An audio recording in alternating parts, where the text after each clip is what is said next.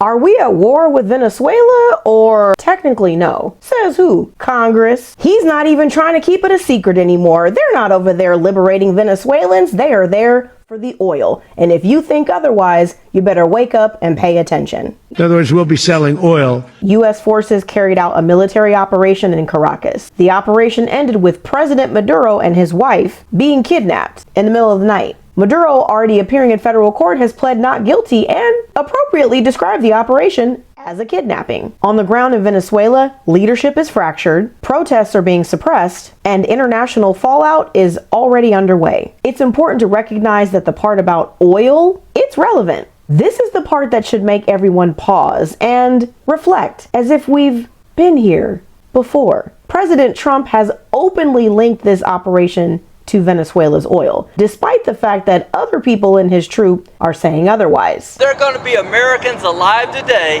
because he shut down a narco-terrorist state called Venezuela. Trump is talking about control, about revenue, about money coming out of the ground. We're going to be taking out a tremendous amount of wealth out of the ground. So even though the administration might frame this as law enforcement or anti-narcotics, the messaging here is very clear. It's about the resources. They matter. Historically, when U.S. military action, regime change, and natural resources show up in the same sentence, we know what pattern we're looking at. This isn't new. It's just being said out loud now. So the question remains, are we technically at war with Venezuela?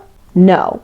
Are you sure? The United States has not issued a formal declaration of war. Only Congress can do that. But globally, well, many governments, legal experts, and human rights organizations are calling this a major violation of sovereignty. The UN Security Council has already seen steep condemnation. And there's serious debate about whether this operation and capture were lawful.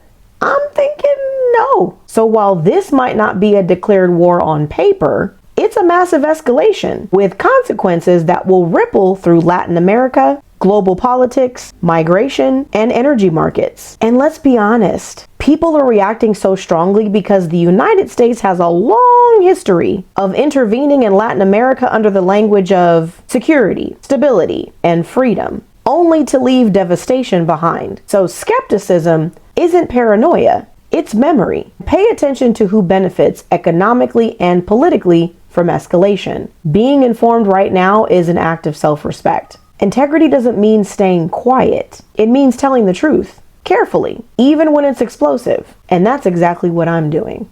Peace, y'all.